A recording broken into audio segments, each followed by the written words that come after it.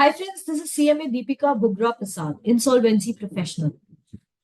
While the code IBC 2016 has been working in our country to simplify and expedite all the proceedings towards protecting the interests of all the stakeholders, it has become imperative to understand the gray areas during its course, which are being gradually clarified by the honorable courts of our country. So, friends, I welcome you to Insolvency Insights, a snippet series curated by me to delve into important judicial pronouncements under the Act IBC 2016 and to navigate through the intricacies of its proceedings. So, let us today discuss an important case. So, friends, this is the case of Mitsubishi Heavy Industries Limited versus Punj Lloyd Limited and others, which was decided on the 9th of August 2024 by the Honorable NCLAT. So, friends, Honorable NCLAT held that Section 14 of the IBC will in no manner impact the rights of an appellant to invoke a bank guarantee during the pendency of the moratorium. And as the definition of Section 331 of IBC 2016, which defines security interest, makes it clear that security interest shall not include a performance bank guarantee. Section 14, subsection 3 was amended with effect from 6th of June 2018. And Section 14, subsection 3 clearly excluded security in a contract of guarantee to corporate debtor from the application of Section 14, subsection 1. Now let us see the factual background of the case. In 2015, a contract was entered between Indian Oil LNG Private Limited, that is IOLPL, and the appellant on 15th of September 2015. The appellant subcontracted parts of the work to Punj Lloyd Limited, which is the respondent number 1 or the corporate debtor. Under the general conditions of the contract, the CD was obliged to provide an unconditional and irrevocable bank guarantee as a security for contract performance of the obligations under the contract. The performance bank guarantee of an amount of rupees 47 crores 72 lakhs was issued by the State Bank of India in favor of the appellant. Under the contract with the CD, the agreed date for mechanical completion was 23rd of March 2018. The appellant issued a mechanical completion certificate with a mechanical completion date of 31st of January 2019. On 8th of March 2019, the CIRB was initiated against Punj Lloyd Limited, which is the corporate debtor, by the adjudicating authority. On 30th of October 2019, the appellant invoked the performance bank guarantee by issuing a letter due to persistent and fundamental breaches of the contract, which included the failure to achieve mechanical completion within the agreed time and failure to inspect and repair a serious leakage in the LNG tank, which arose during the defects liability period. On 13th of November 2019, the RP filed an application before the Honorable AA seeking direction to restrain the appellant from taking any steps towards the encashment of the performance bank guarantee.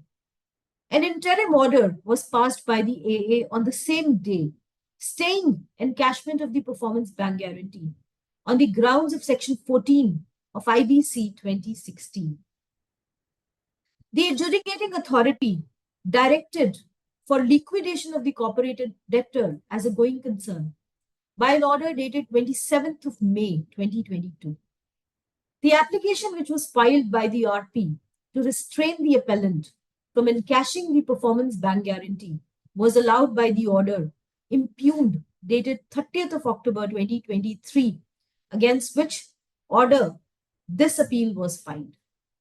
And in another case, on 25th of January 2022, the adjudicating authority passed an order on an application filed by the RP seeking stay on encashment of bank guarantee issued in favor of GAIL India Limited, which application was rejected, permitting an encashment of the bank guarantee in favor of GAIL. Now let us understand the rationale. In this code, security interest means a right, title, or interest or a claim to property created in favor of or provided for a secured creditor by a transaction which secures payment or performance of an obligation and includes mortgage, charge, hypothecation, assignment, and encumbrance, or any other agreement or arrangement securing the payment or performance of any obligation of any person, provided that the security interest shall not include performance guarantee. Further, Section 14, subsection 3 was amended with effect from 6th of June 2018, clearly excluded security in a contract of guarantee to corporate debtor from the application of Section 14, subsection 1. Now, Section 14, subsection 3 provides as follows. Under the terms of moratorium, the provisions of subsection 1 shall not apply to such transactions, agreements, or arrangements as may be notified by the central government in consultation with any financial sector regulator or any other authority, or a surety in a contract of guarantee to a corporate debtor. It is well settled that Section 14 in no manner impacted the right of the appellant to invoke the bank guarantee during the pendency of the moratorium. Also, the dispute between the beneficiary and the party at whose instance the bank has given the guarantee is immaterial and is of no consequence. Also, the judgment of the Honorable Supreme Court in the matter of State Bank of India versus V. Ramakrishnan, where the Honorable Supreme Court has noticed the amendment made in Section 14, subsection 3. The Supreme Court had also noticed the report of the Insolvency Law Committee dated 26th of March 2018, in consequence of which the amendments were made in Section 14, subsection 3. The committee in its report has opined that the assets of the surety are separate from those of the corporate debtor, and proceedings against the CD may not be seriously impacted by the actions against the assets of the third parties, like sureties. Now, what was the decision of the appellate tribunal? The Honorable NCLAT held that the adjudicating authority has not allowed the application filed by the RP on the exceptions as noted by the Honorable Supreme Court, also in the judgment of the Standard Chartered Bank versus Heavy Engineering Corporation Limited case. Rather, it went to observe that the appellant failed to prove fault on behalf of the corporate debtor, nor quantifying its claim against the corporate debtor. The adjudicating authority for allowing the application gave the reason that the appellant failed to prove default of the contract by the respondent. As per the law laid down by the Honorable Supreme Court in the Standard Chartered Bank case, any dispute raised by the contractor against the invocation of the bank guarantee was not to be looked into when the bank guarantee is unconditional and irrevocable. The adjudicating authority committed an error in allowing the application filed by the RP of the CD for restraining the appellant, the State Bank of India, and the other bank who has given counter guarantee to invoke the bank guarantee. The order passed by the adjudicating authority thus was unsustainable. So, friends, we conclude that the dispute between the beneficiary and the party at whose instance the bank has given the guarantee is immaterial and is of no consequence. The bank had unconditionally and irrevocably promised to pay on demand the amount of liability undertaken in the guarantee without any demur or dispute in the terms of the bank guarantee.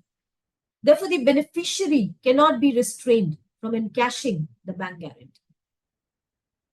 So, friends, we see that the honorable courts are trying to simplify and to straighten up all the matters which are somewhere causing any kind of hindrance in the resolution of the corporate debtor. So, friends, I trust that you find this both enlightening as well as interesting. So, for further insights into such judicial pronouncements under the Act IBC 2016, please like this video and subscribe to my YouTube channel. So, thank you, friends, being with me here today. This is Deepika B. Prasad signing off, and we'll catch you in the next case. Thank you.